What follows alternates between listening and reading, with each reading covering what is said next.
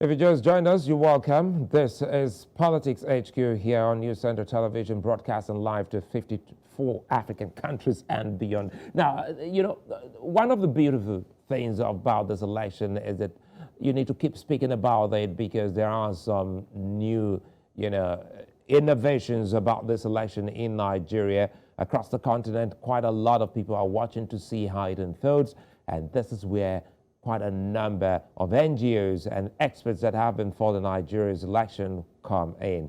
Segun Sopitan is the chairman, Accountability, Candour and Transparency, that is ACT Network, joins me now. Segun, good to see you, and thanks for your time as always. No thanks to the traffic gridlock in Lagos. You should have been here live sitting with me having this conversation, but all the same, good to see you. And let's quickly speak about preparations and quickly, let's start with the candidates. It's almost a month to the big moment. Are you excited about the level of conversations amongst the candidates and the electorates? Thanks for having me. It's good to see you, and good evening, Nigeria, good evening, Africa. Excited about the level of conversation. I'm not so sure I'm that excited as far as some of the candidates are concerned. For us to have good democracies, we need good elections. Representative democracy, we need good elections. We need elections where candidates understand that their emergence or otherwise depends on the people, and therefore that they should respect the people and speak to them, speak their hearts to them, speak about their plans to them. Sadly, in this election cycle, some of our candidates have shown quite a bit of disdain for the voter, for the electorate, by simply refusing to honor those time-tested platforms where you're expected to communicate with the people that you expect to vote for you. So now, there are four major forums, the Labour Party, the APC, the PDP, and you could add the NNPP to this mix. The preference that it appears that some of these candidates have with regards to communicating with the people are political rallies. Now, political rallies are such events where you do not have the opportunity and the benefit of a back and forth, of a two-way communication. And most of what happens there is just basically like a jamboree, like the name says, it's a rally. So you dance, you say some things, you abuse your opponents, and you go home. There is no opportunity for the people you are speaking to maybe ask a couple of questions about the things you're saying. The platforms where such things happen, many of our forerunner candidates have evaded, avoided, or just simply ignored it entirely. And so Segun, just apologies. Let me jump in here because I think you've just said some of the key concerns of Nigerians. They thought this election will be quite different, especially in the outlook. Jamborees, dances, and jeers and cheers. But the two-way conversations, as you put it, are not truly happening, even when it's meant to be a town hall conversation. So what do you think we have missed out on this to the extent that we've not been able to ensure that candidates are having that really one-on-one talk before the D-Day? Sadly, sometimes when you are in a developmental process, you may have to rely on legislation and a bit of compulsion to make the things that need to happen in society. I don't necessarily think that legislation can solve all problems, but I think that in our peculiar case, we may need to look in that direction. Because the person that suffers at the end of the day, when major candidates that have a significant chance of emerging as presidents, when they show the kind of disdain that we've seen from some of the candidates, the APC candidate, for example, the PDP candidate, not exempted, and to a certain degree, the NNPP candidate as well. When you see that type of disdain, you know that the person that suffers that is the citizen, is the ordinary citizen on the road, the average Nigerian, and therefore society at large. You know, so having debates, for example, having town halls, having stakeholder engagements with key constituencies, I feel you may need to legislate them. So you were speaking about the Electoral Act when you were speaking with Dr. Kach Ononuju just now, and you find that what that act has done is to very deliberately address some of the problems that we've experienced in previous election cycles, such that we're improving the process as we move along. And I think that we may need to look in that direction as far as the issue of debates and as far as the issue of town halls and other platforms where two-way communications can happen, because this is critical to the emergence of a proper democracy. When you have a candidate that can come forward and stand before intellectuals and withstand scrutiny of his ideas and of his thoughts, society benefits.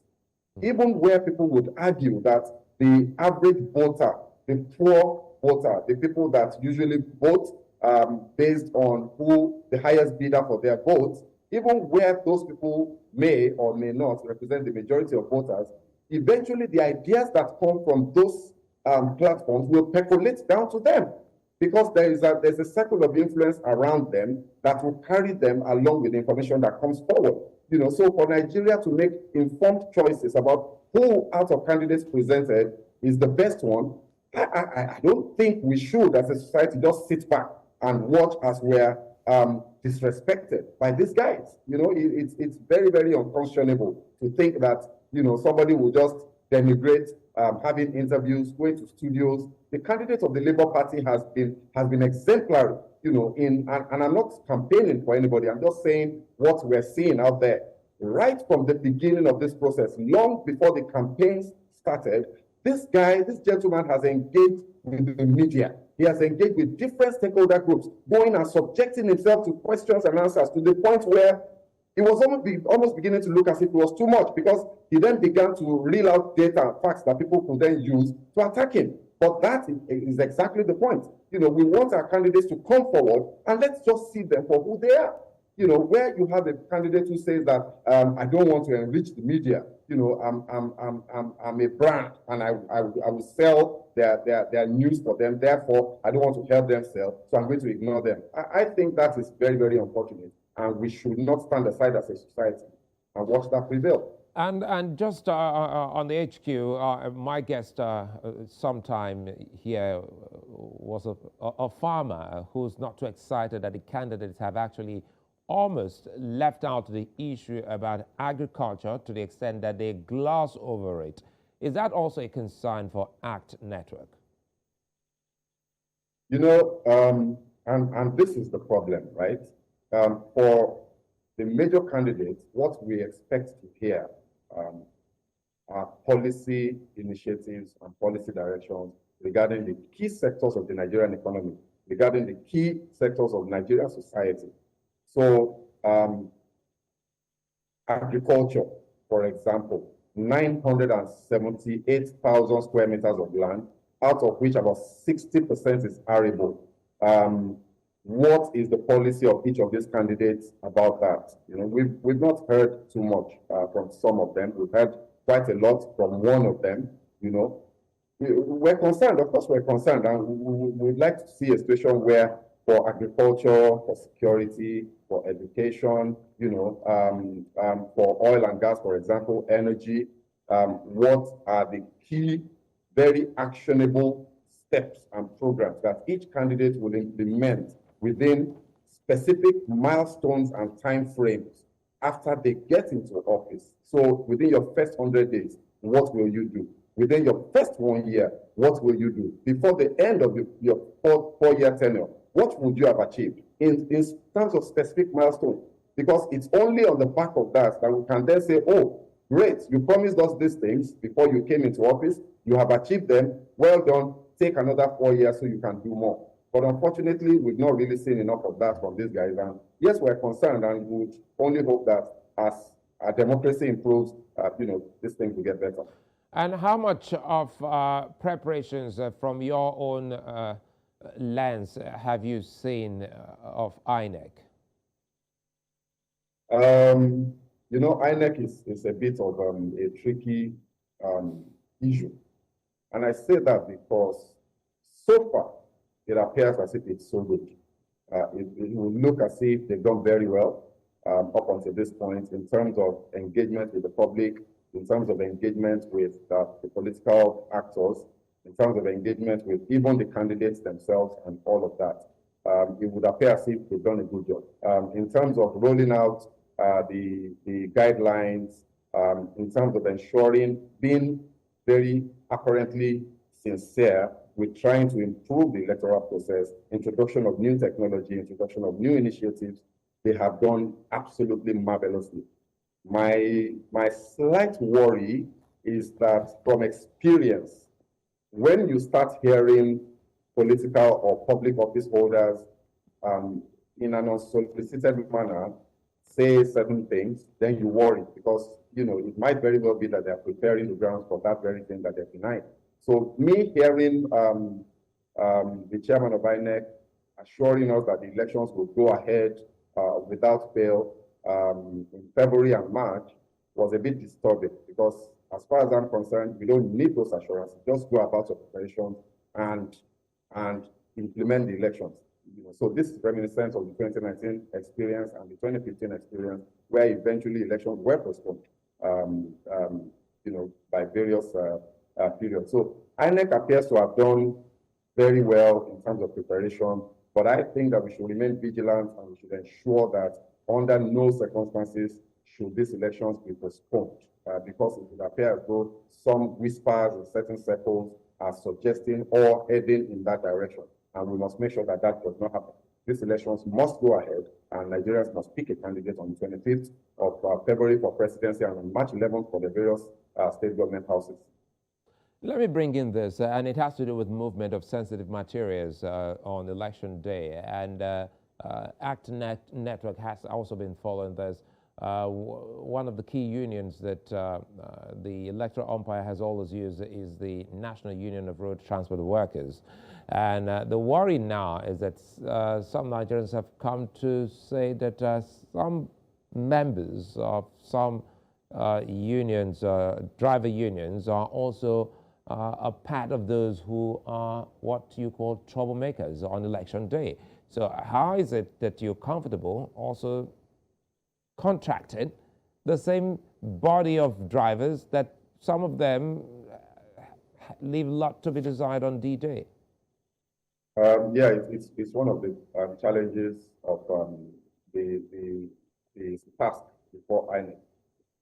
However, we have to recognize and maybe be fair and cut INEC some slack in that we must recognize that our elections are a massive logistic operation, and it's not a walk in the park. You're talking about 36 states, you're talking about 774 local governments, 8,813 wards, and over 176,000 polling units spread across 973,000 kilometers of land, which involves waters, riverine areas, high hilly places, you know, and all of that. INEC can't do this alone, and there's no way that they're not going to, outsource some of the movement of these sensitive materials to people. Unfortunately, as it stands, I don't think there is any other network of logistic facilities that is big enough outside of the road transport workers. If you wanted to, for example, engage maybe private logistic companies, I dare say they don't have the resources. There's none that is big enough to have the spread across the entire country. And I think for INEC, it will be logistically more effective and more efficient to deal with one body than to have, say, for example, different providers for different states. It will become a bit more complicated. So while it is not comforting, based on what you've said, in some states, these people are even empowered and enabled by the sitting governments to be the fomenters of trouble on election day. And we have seen situations where politicians have, of course, because these guys are loyal to these politicians, they have hijacked sensitive materials in previous elections because they're in the possession of these guys. But fortunately, these elections are a bit unique in that the players, the actors of the elections recognize the innovations that the Electoral Act 2022 has introduced, make it very difficult for any of those antics to make a difference. You know, so I don't think that that will really have too much of an impact on these elections. I think most of the actors will do their work, they'll play their role. And remember, when the NURTW members are being used, security agents are deployed along the way to monitor some of these things as well. So it's not really as though they're left to their own antics alone. So whilst there are concerns, there are causes to be worried, but I think that all in all, it should be fine. The sensitive materials should arrive at the various locations as and when required. I'll come back to the issue of security, but again, let me bring this to the doorstep of ACT Network. Are there key concerns, that your body has been able to put a finger on, or that perhaps that you would love to highlight just for any agency that is concerned to take charge, Segun? Yes, absolutely. As a civil society organization, we have a duty to keep our eyes on the ball with regards to political events across the country. And in terms of security, you would agree with me that there are certain areas across the country where the possibility or the probability of elections holding are under threat. Those areas, we want to appeal to government to pay more attention and have very clear, specific plans to ensure that people are not disenfranchised in those places.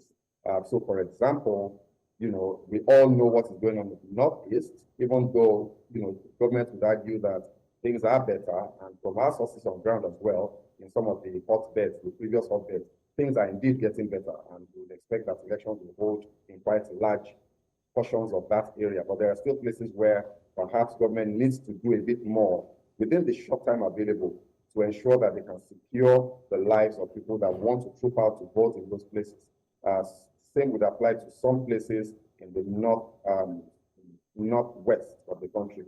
And as well in the southeast, and the southeast is of particular concern because of the activities of those people that for some reason we call unknown gunmen. Those people are also a major threat to elections in those places, and we would also like to see a situation where government is more vocal and government is more proactive in dealing with that issue and assuring citizens that on election day that they will be able to vote and that they will be safe. Because those guys, as we have seen from various reports, who decide to attack, for example, polling units and kill people. They've done things like that during the continuous voter registration exercise, and till now there hasn't really been any consequences. So we'd like to appeal to government to look into those specific areas and do more to assure citizens that they will be safe on election day. Are there things you just might want to get from the NOA, the National Orientation Agency, perhaps in helping to boost sensitization and also speak to the people on the concern that you have just highlighted in terms of security? Well, the National Orientation Agency, I'm afraid and I'm sorry to say, with all apology to whoever's ox is God, has been a massive disappointment. From the inception of this administration till now, one of the major problems that we have as a society is orientation, is the mind of the citizen, is the way we think, is the way we behave as a society. And government, the biggest government agency that have the wherewithal, even by legislation and probably by potential resources that can be made available, the National Orientation Agency.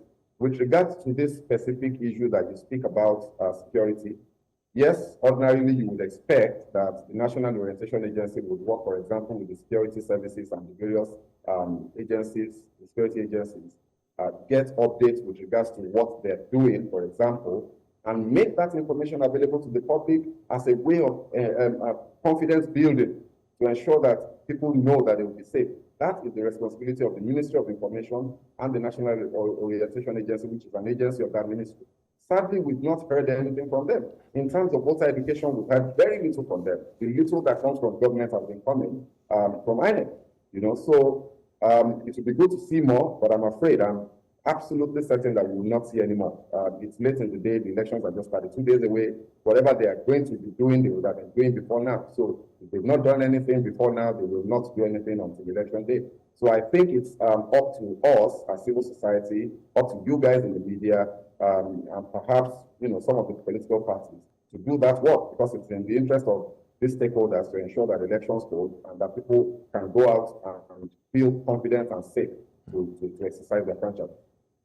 And the key issues, where we started off, let's see if we can actually wind down the key issues here in this election that you think the Nigerians will ultimately, be looking out to influencing on their ballot on the day will be.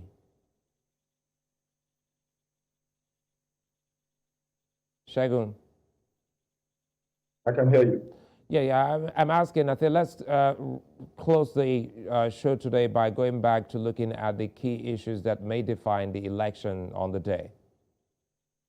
Well, first of all, I think it's important to say that this election is perhaps the most exciting that we've had as long as, I've been voting for the last 30 plus years in this country.